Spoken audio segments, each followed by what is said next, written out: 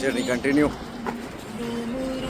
अब जहाँ रुकेंगे, जहाँ स्टे करेंगे, वहाँ स्टे से पहले सब्जी वगैरह, भोजन वगैरह बनाने के लिए ले लेंगे। और संध्या को अब करीब 7 बजे रेस्ट लेंगे और भोजन पानी बनाएंगे, व्यवस्था करेंगे, आनंद लेंगे, भजन करेंगे। आनंद भजन। अभी यहाँ रुके हम भोजन करने के लिए, कुछ खाएं पिएंगे। और यहाँ प्रेम चला हुआ है, भोजन कराया गौ माता को। पिछली बार यहाँ रुके थे, स्टे यहाँ किया था। ये है वशिष्ठ जी की गुफा। आगे जहाँ गुफा है वहाँ शायद अलाउड नहीं है वीडियोग्राफी करना, और यहाँ दूर से मैं दिखा देता हूँ, वहाँ है वशिष्ठ जी।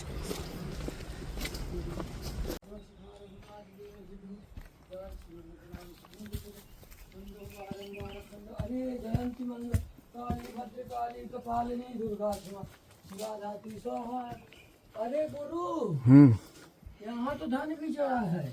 धन से क्या लेना तुमको? जय माता जी, लेकिन हमको कुछ न चाहिए, आपका आशीर्वाद।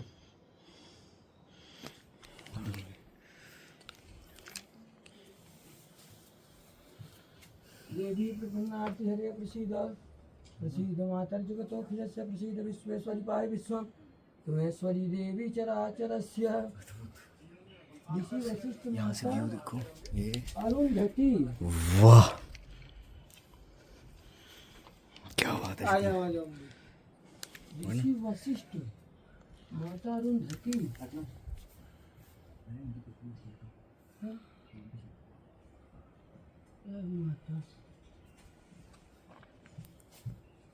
अरे यहाँ तो कैलाश है यार। ओम नमो भगवती।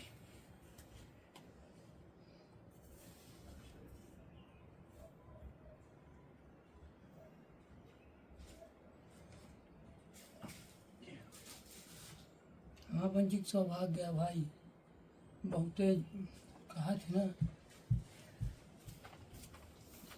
बैग वैग यहीं ठाके ले आओ, ये लगाएंगे टेंट। मेरा कुछ नहीं है, मैं सिर्फ एक छोटा सा माध्यम हूँ बस। भगवान ने जिसको भेजना होता है ना, भगवान अपने आप भेज देते हैं। कंचन, ये चिड़िया, चिड़िया देखिए, ये चिड़िया, वो चिड़िया, वो उसको बोलते हैं टिटीरी। टिटेरी है। धन्य है हम आज वशिष्ठ जी के गुफा में दर्शन किए। वशिष्ठ जी की जो पत्नी थी, क्या नाम है महाराज? क्या हुआ? वशिष्ठ जी की पत्नी का नाम अरुंधति। अरुंधति। अरुंधति अभी आए अरुंधति गुफा से, और अभी इनको भूल गए हाँ, थोड़ा माता जी का स्मरण क्या है कि माता जी का आशीर्वाद अभी नहीं बना है, जिस दिन बन जाएगा माता जी का आशीर्वाद तो कुछ ये यहाँ से आएंगे। कहाँ है वानर? वानर छुप गए। ये है हनुमान बाबा। जय हनुमान बाबा। अपने जिस भाई का नया नया ब्याह हुआ हो, वो अपनी थीम वेडिंग शूट कराने के लिए यहाँ आ सकता है। बहुत बढ़िया व्यवस्था है इधर। वहाँ शूट भी हो रहा है, पर अभी यहाँ पानी है तो हम आगे जा नहीं सकते। बाकी मैं प्रयास बिल्कुल, ये देखो वहाँ शूट हो रहा है अभी। तो जिस किसी को भी अपनी आफ्टर मैरिज हो, देखो वो देखो वो वहाँ शूट हो रहा है। खुश रहो, जल्द 7 बजने वाले हैं और हम सोच रहे हैं आगे जाके एक झरना है, जिस झरने पे हमने पिछली बार स्नान किया था पिछली यात्रा में। तो सोच रहे हैं कि झरने के पास ही अपना टेंट लगाएं और सुबह वहीं से संध्या वंदन करके फिर यात्रा को अग्रसर रखें आगे। पहली बार आए थे, यहाँ झरना चल रहा था, यहाँ ऊपर से वाटरफॉल अब बंद हो चुका है। तो यहाँ बहुत अच्छा वातावरण था। अब देखते हैं गंगा जी तो है।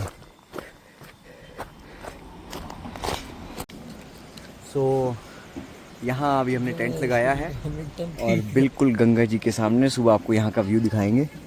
और टेंट वेंट लगा के हम अपना हर हर महादेव, सुबह मिलते हैं हम आप सभी से। और सामाजिक जब आप जुड़ेंगे, हमारा मेन उद्देश्य है हिंदू राष्ट्र बनाना, हिंदू राष्ट्र। गौ माता को राष्ट्र राष्ट्र माता घोषित करना, गौ सेवा इसलिए करना। कि जो और हमारे जो है ये कार्य आप लोग सम्मिलित सब लोग होकर के ही पूर्ण किया जा सकता है। जय हो। इसलिए हम लोग पद यात्रा कर रहे हैं। आप लोग भी हमारा सपोर्ट करिए, आप लोग भी सोचें हमारे बारे में, हमारे उद्देश्य को समझें और हमारा सपोर्ट करें। हमारा उद्देश्य समझें और आप भी यात्राएं करें। आपको जितना है ना दुनिया का सब पता चल जाएगा, कौन कितने में है, कौन कितना क्या करता है। समझ रहे हैं? दो ही सेवा है, देखिए, माता पिता और गौ सेवा। सबसे बड़ी सेवा है गौ सेवा, इसलिए कि भगवान श्री कृष्ण जी भी वो गौ सेवा किए हैं। हमारा यही कहना है। अब हम लोग करेंगे बढ़िया विश्राम, 3 बजे उठे, प्रातः काल उठ के उन्हें संध्या वंदन करेंगे। हमें हिंदू ब्राह्मण है तो हम लोग तो संध्या वंदन करेंगे। ब्राह्मणों से मुखमासित बाहु राजन्य कृत्य, तो हम लोग ब्राह्मण हैं तो अपना बढ़िया या गंगा तट पे बढ़िया स्नान करेंगे और इसके बाद बढ़िया फिर से अपनी यात्रा के लिए चल देंगे। हर जय जय माँ, श्री राम, जय श्री जय राम। जय गौ माता जय गौ की माता। जय हो। भारत गौ माता माता की जय नहीं हो, गौ माता की सेवा हो। तो अभी जय जय श्री राम, जय जय गौ माता की जय। भोजन पानी करके अभी विश्राम पे हैं और ये हमारा डमरू टंगा हुआ है। तो अभी फ्लैश बंद करके दिखाते हैं आपको हम। अजीब वाह, अरे वाह गुरु वाह, गुरु बाबा की जय, जय बाबा की जय हो, आनंद ले रहे हैं। जय हो थोड़े गौ से माता की। थोड़े से भजन सुनेंगे और भजन सुनते हुए अभी समय है क्योंकि टाइम हुआ है 8 साढ़े 8 के आसपास हुआ है ना। दिखा देते हैं ना टाइम, 10 बजे तक, 8:33।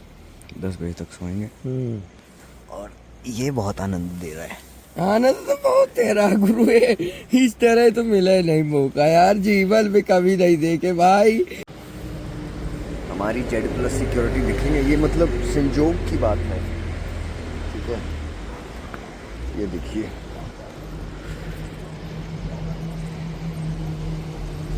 ठीक है जी। और यहाँ देखिए,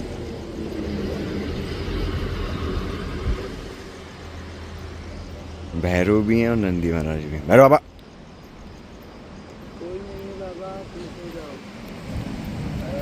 ये हमारे साधु बाबा को नींद नहीं आ रही है, बोले जीवन भर सोना ही है। जय जय सीताराम। जीवन भर मतलब अब तक सोए ही हैं। अभी तक तो सोते रह गए हैं गुरु। हम्म। ये तो राम जी की कृपा है, बाबा की कृपा है, माता की कृपा है, गौ माता की। कि हम तो जीवन भर सोए हैं, एक 20 साल की उम्र तक सोए हैं।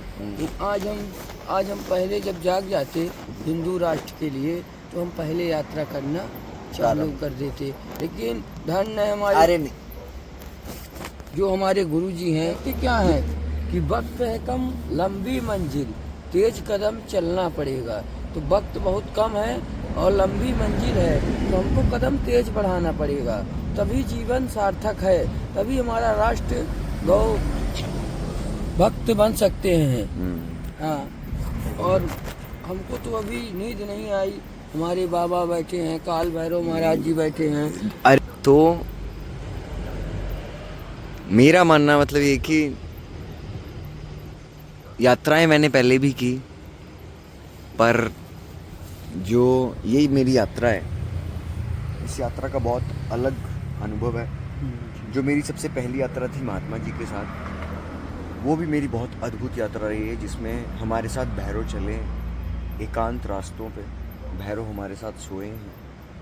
और जब मैंने केदारनाथ, उन महात्मा जी ने मेरे साथ दर्शन कर लिया, हम नीचे को उतरने लगे, क्योंकि दर्शन करके मेरे को वापस खिचड़ी वाले बाबा जी के पास ही आना था। मेरा आधा सामान खिचड़ी वाले बाबा जी के पास ही पड़ा था। तो वो जब मैं केदारनाथ धाम से नीचे उतरने लगा तो रास्ते में वो महात्मा जी छपन गायब, मेरे को मिले ही नहीं। वो वैसे उस यात्रा के अनुभव बहुत अलग थे और इस यात्रा के अनुभव ऐसे हैं कि नंदी, भैरव भी, और इससे पीछे भी यात्रा में मतलब संयोग ऐसे मिलते गए। कहाँ मैं बनारस गया, ठीक है। और अब उद्देश्य ये है कि गौ सेवा, हिंदू राष्ट्र और सनातन प्रचार, जो फ़ोन जब से टेक्नोलॉजी आई है तब से लोग शास्त्र अध्ययन और शास्त्र को घर में रखना बहुत कम हो गया। अगर घर में भी है तो उनको वो अपने फ़ोन में या अपने सांसारिक जीवन में इतने ज़्यादा व्यस्त हैं कि वो उस शास्त्र को खोल के पढ़ना भी नहीं चाहते हैं। अगर माता पिता पढ़ें, अगर माता पिता ने अध्ययन किया है तो वो ज़रूर अपनी संतान को देंगे, और अगर माता पिता नहीं अध्ययन किया है तो वो घर में पढ़ा है ग्रंथ, बच्चों को पता है कि ओ ये श्रीमद् भगवत गीता है, ये भागवत है, ये हमारी बहुत पूजनीय है, पर उसके अंदर क्या है वो बच्चों को नहीं पता है। तो प्रयास ये भी रहेगा कि शास्त्र अध्ययन भी सब लोगों को सिखाया जाए, सबका अधिकार है। ये चीज़ विलुप्त हो गई थी, पर प्रयास ये रहेगा कि शास्त्र अध्ययन भी सिखाया जाए। महाराज जी एक बात और मैं बोलना चाहता हूँ कि जो स्त्रियां हैं, तो स्त्रियां अपनी शक्तियों को नहीं जान पा रही हैं। स्त्रियों को क्या करना चाहिए?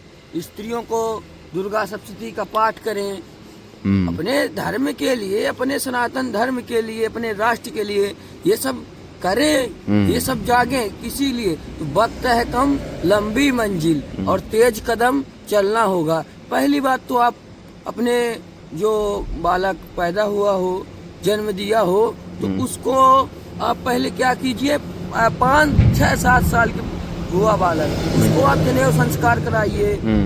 पहला हमारा धर्म यही कहता है।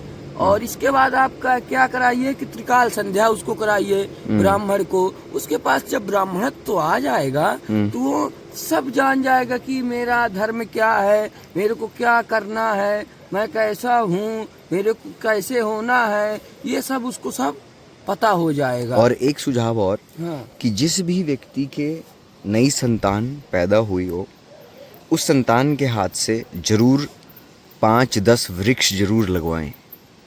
उस संतान की उम्र के साथ साथ वो वृक्ष बढ़ेगा, पौधा ही लगेगा, हालांकि पौधा ही लगेगा छोटा सा, और जैसे जैसे उस संतान की उम्र बढ़ेगी वैसे वैसे वो वृक्ष बढ़ेगा।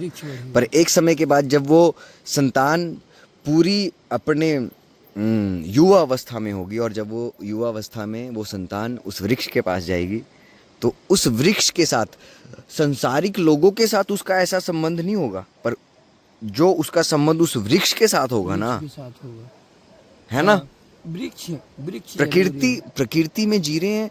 अगर प्रकृति के साथ हम मिलके नहीं रहेंगे, ठीक है, प्रकृति में सब कुछ छुपा है, ठीक। अगर व्यक्ति अशांत भी है ना, तो किसी से बात करके कुछ समय तक ही उसको मतलब वो मन हल्का हो सकता है उसका, पर जब वो प्रकृति में बैठेगा, प्रकृति सब कुछ ले लेगी। और एक बात तो और है महाराज जी, कि उसको जो ब्राह्मण जन्म दिया हो उसको आप गीता पढ़ाइए। वो आप क्या धर्म के बारे में भी वो नहीं जान रहे हैं, आप लोग गीता नहीं पढ़ पा रहे हैं, आप लोग सुंदर कांड का पाठ नहीं कर पा रहे हैं, आपके घर में कुछ नहीं है तो हनुमान चालीसा का पाठ कीजिए, हनुमान चालीसा का पाठ कीजिए। आपको समय नहीं है तो शाम को हनुमान चालीसा का पाठ कीजिए, लेकिन धर्म के लिए हनुमान चालीसा का पाठ कीजिए। इसलिए हनुमान जी कलयुग के राजा हैं और राम जी के ज्येष्ठ पुत्र भी हैं। आग अग्नि